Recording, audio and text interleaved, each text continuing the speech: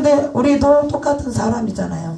하나님은 신이시지만, 하나님은 신이시기 때문에 그렇게 할 수 있다라고 생각하지만, 우리 믿음의 조상들도 다 사람이었어요. 근데 이 세상에 말이라는 것을 하나님이 이 말을 주셨다는 것은 우리로 하여금 하나님께서 하신 그대로를 할 때에 우리 아브라함도 그랬듯이 우리도 없는 중에, 바랄 수 없는 중에 우리가 말씀을 선포하면 그대로 된다 라는 것입니다.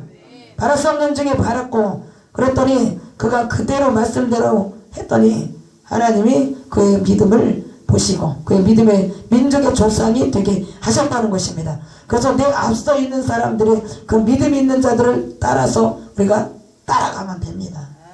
하나님이 눈으로 안 보신다고 잘 못 믿게 되면 내 앞에 세운 사람들, 믿음 있는 사람들을 쫓아가면 되는 거예요. 믿음 없는, 하나님의 말씀을 제대로 잘 믿지 않는 그런 사람을 쫓아가는 게 아니고, 믿음 있는 사람들을 자꾸 쫓아가면 나도 믿음이 자란다는 거예요. 그래서 교제도 잘해야 돼요. 믿음 있는 사람과 자꾸 함께 만나야 되고, 또 선지자도 말씀의 영권, 말씀의 능력, 말씀 선포에 능력이 있는 선지자를 만나야 되는 줄 믿습니다.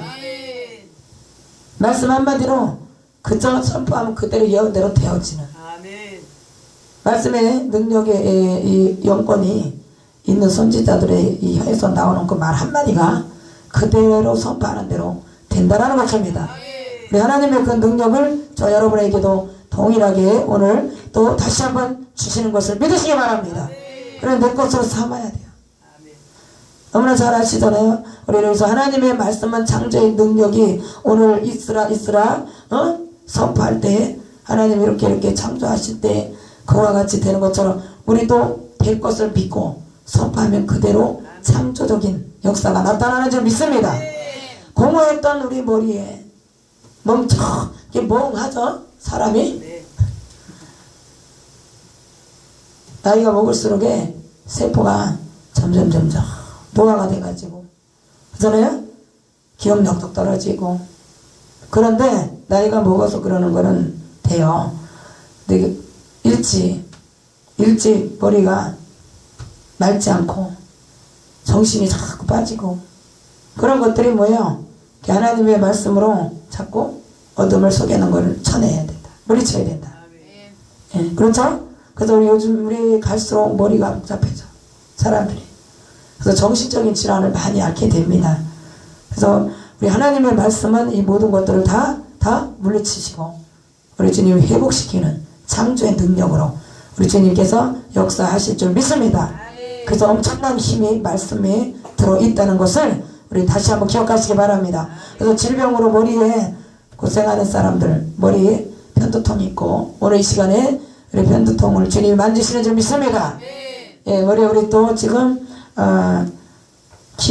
기억력이 지금 부족해서 기억력이 떨어지고 알츠하이머, 우리 또 치매라는 그런 질병으로 고생하는 사람들을, 우리 뇌질환자들을 우리 주님 이 시간에 고치실 줄 믿습니다.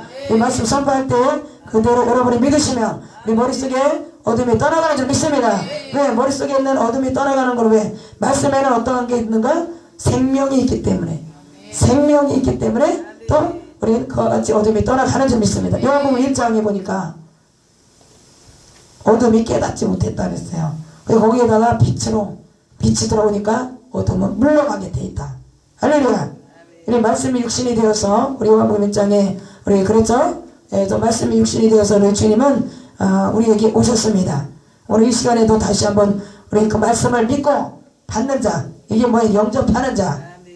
요한복음 1장 12절에 영접하는 자, 곧 그 이름을 믿는 자들에게는 하나님의 자녀가 되는 권세를 주셨다. 할렐루야. 하나님 이 시간에 다시 한번 주님의 말씀이, 주님께서 오늘 우리에게 생명의 말씀으로 오신 것을 그대로 다시 한번 믿고 이 말씀을 내 말씀으로 받아서 이걸 선포하면 하나님의 자녀가 되는 권세 우리에게도 다시 이 시간을 통해서 주신다라는 걸 믿으시기 바랍니다. 예, 말씀에는 생명이 있어요. 그래서 그것으로 인해서 자꾸 살아서 움직여. 생명은 살아 움직인다는 거죠. 예? 히브리서 4장 12절에 그래서 또 말씀이 이어집니다. 그래서 살았다, 운동력 있다 그랬어요. 그래서 말씀에는 죽은 거는 움직이지 않아요. 자라지는 못합니다. 근데 생명은 움직이는 거예요.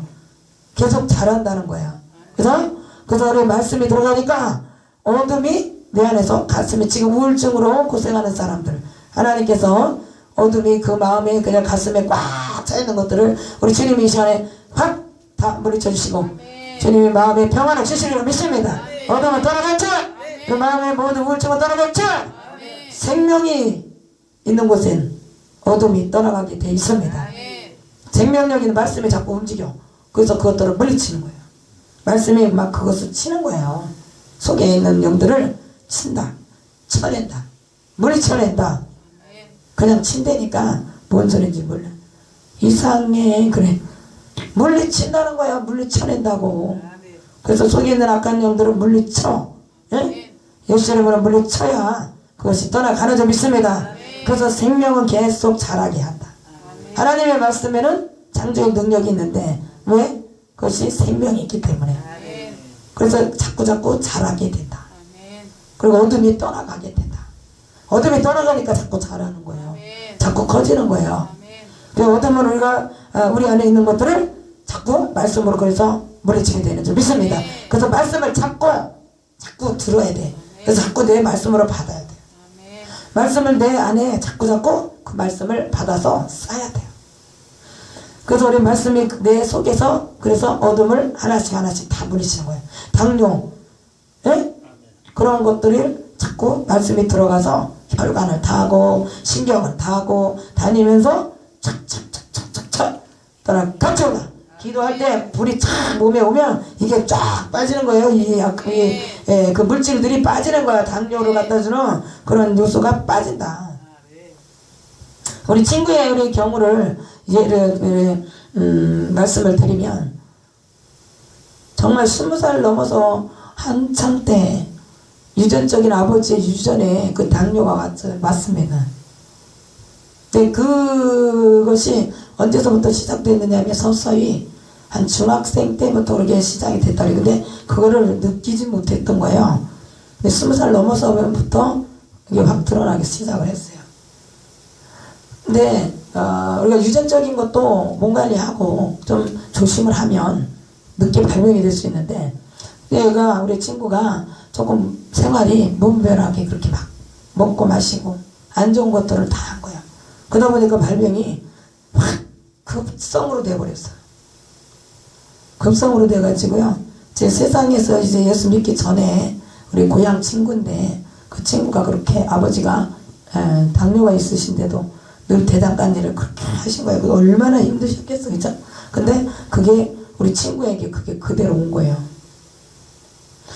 그런 친구를 제가 이제 25세 주님 영접하고 얼마 안 있다가 우리 그 친구를 전도하게 됐습니다. 그래가지고 우리 이제 큰 언니하고 그 친구를 놓고 금식하면서 뒤에서 기도해주고 해서 친구를 위해서 얼마 안 있다가 갑자기 이제 소식이 끊어져 있다가 연락이 왔는데 병원에 서울의 을지병원 그 당뇨 전문병원 있잖아요. 거기에 입원을 했다 그러는 거예요.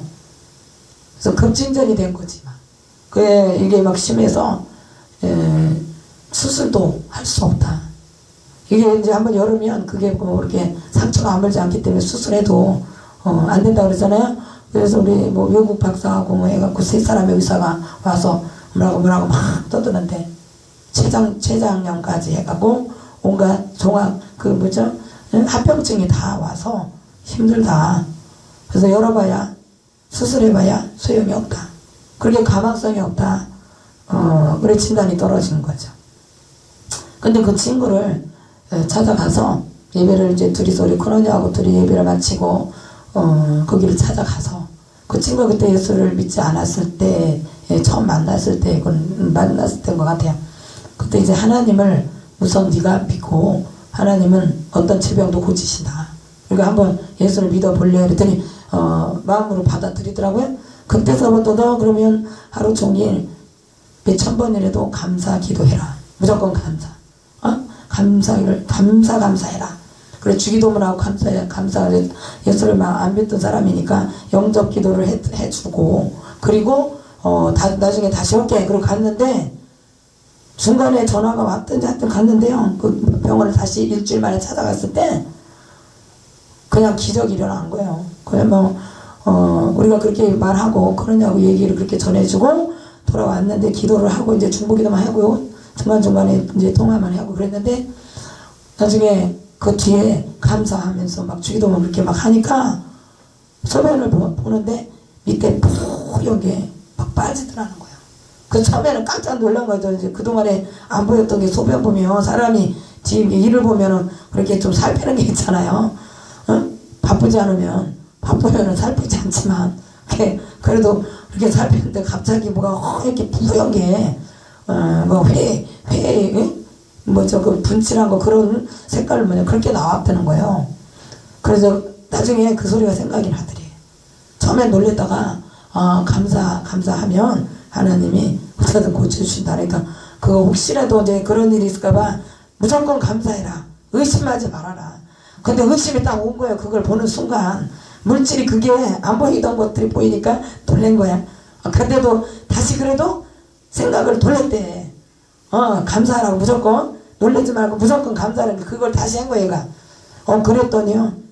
의사들이 나중에 다시 집합을 해서 보니까 당뇨가 뚝 떨어진 거예요. 아멘. 요즘에 여기서 우리 치유는 그렇게까지 안 하고 여기서 계속 지금 예배만 드려도 저렇게 지금 좋아지고 있잖아요.